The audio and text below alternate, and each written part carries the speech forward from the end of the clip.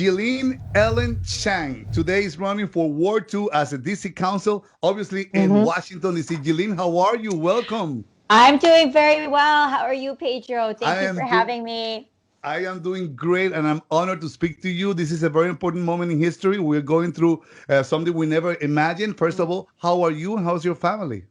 I'm doing well. My family, I miss my family a lot. They live in Michigan and I haven't seen them in several months. But, we're in such a strange situation where the best thing that you could do for your family now is to not travel to see them. So we have a family chat. We sometimes do FaceTime, but I miss them a lot. So, and my brother just graduated from college. So we're 11 years apart.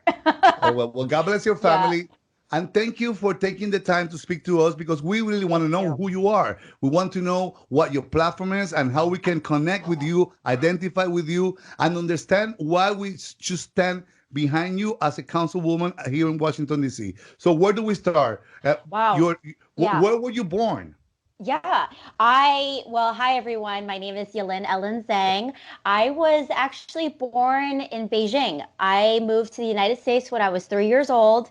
And at that time it was with my mother. And my dad had come here earlier and I hadn't seen him in a year. So I couldn't even recognize him when I was 3 years old because we hadn't seen each other for a year. Mm. And I grew up in California. And then when I was about 8 and a half, I went to Michigan. So I often say that I was a Michigander and then I moved to DC in my early 20s and have been here for about 10 years now.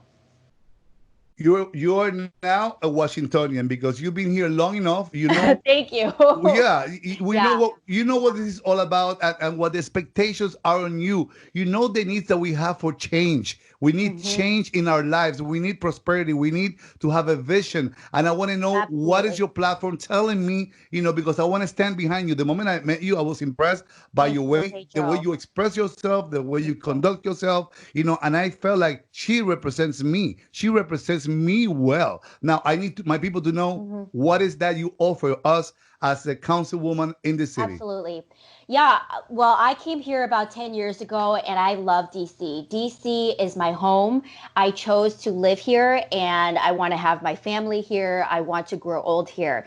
And about 2 years ago, I started working on DC Statehood, making sure that we have representation in Congress, we have voting representation, because that is so important. I mean, nationally, we all know where we are in the White House right now, where we Yes. need representation. And DC, Ward 2, doesn't currently have a council member because our past council member, he resigned in January. And then less than 2 weeks after that, decided to run for reelection. So we need real change. We need real Yes. representation. What I stand for is making sure that we have a community that is affordable and allows all communities to thrive. So we have a homelessness crisis in DC, especially in Ward 2. People do not have a roof over their heads. They need stable housing. They need wraparound services. They need access to behavioral mental health care. They need access to substance abuse recovery resources. They need access to a lot of different things. And,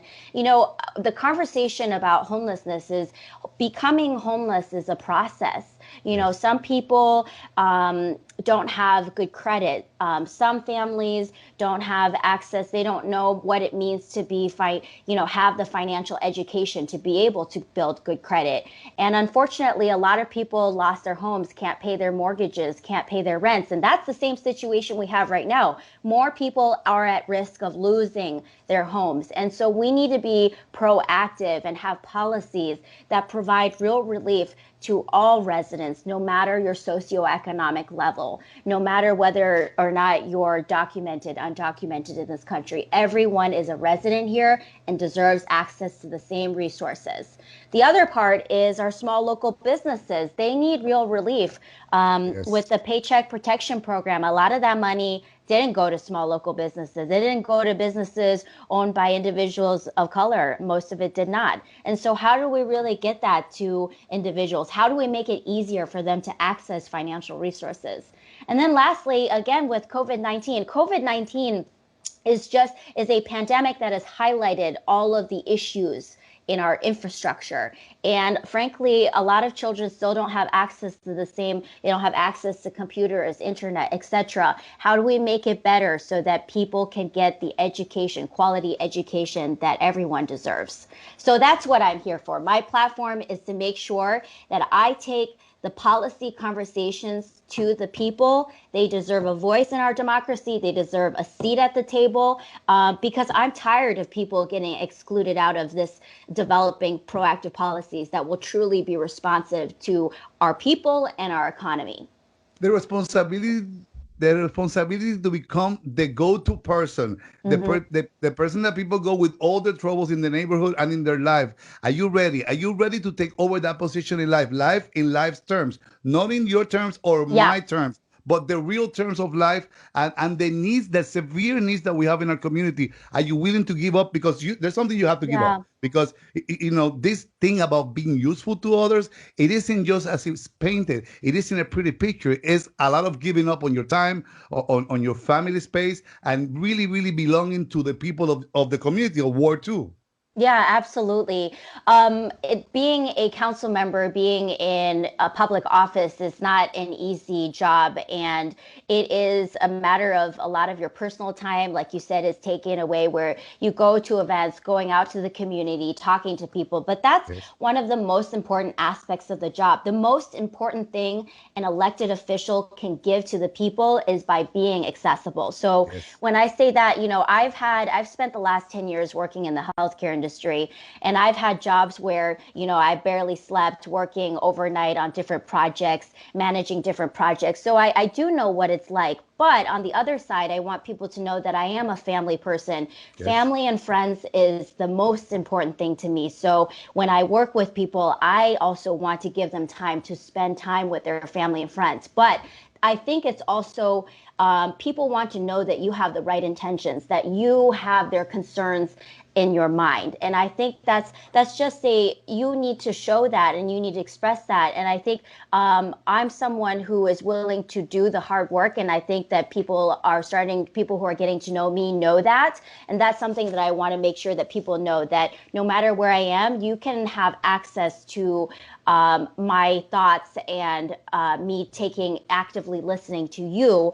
But I also want to say that I respect other people's space, and that, I want to give them time with their family, friends too. You are the American dream come true. I mean, but did you dream of this? Did you ever had a dream about this moment in life?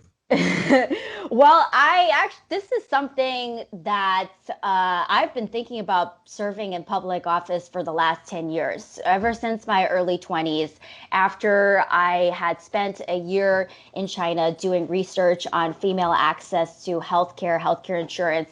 I came back and I said, I really want to do something to serve the community, but I didn't really know how. Growing up, my dad is an engineer, my mom works part-time as an accountant. So, politics is not really something that we dreamed about, because we didn't really understand it. My parents didn't understand it. Although now, because I'm going through this process, they're very engaged, and they do, take the time to vote, because that is so important. They know that, starting from almost nothing to building to where I am, I'm very lucky. But that's also because America is a democracy, and we need to continue to make sure that it stays that way, and it's a healthy democracy. And, about a year ago, well, now more a year and a half ago, I started seriously considering running for DC Council, and then 7 months ago, I started my campaign. But, this is certainly a process. Running for public office is something I've thought about for a very long time, and it's more also the mental preparation, right? It's a marathon and a sprint at the same time. You're representing now the African American community, the Latino community, your Asian, your community, your people. What's your message right now in this moment in history? Why should they all pay attention to, let's say it correctly, Jilin Ellen Chang? That's right. So it's so important for all of our communities to bond and stick up for one another. I think it's, for me, it is you have to look at the issues and take a different approach each time, but we are stronger together. And we need to make sure that we stick up for everyone, no matter, the color of your skin, your ethnicity, what you believe in, etc. We can do more by working together and by having productive conversations. And so I'm here to say that I want to take these policy conversations to the people. Whether or not you're a part of an organization or not, or you're doing this or that, I want to make sure that you're included in the conversation. I think that's what we need more in our public officials, is that they are going to go to the people instead of expecting the people to always come to them. So it's a bi-directional relationship. It has to be the same effort on both sides. And I think that we're better when we include our community in those conversations. We're going to create a better community to live in and a better economy that is thriving, that produces the right opportunities, that allows all of our residents to grow. How do we find you and how do we follow you? Thank you so much. So my name is Yilin Ellen Zhang. It is time for real change. We can do this together. My website is yilinforward2.com, YILINFORWARD, the number 2.com.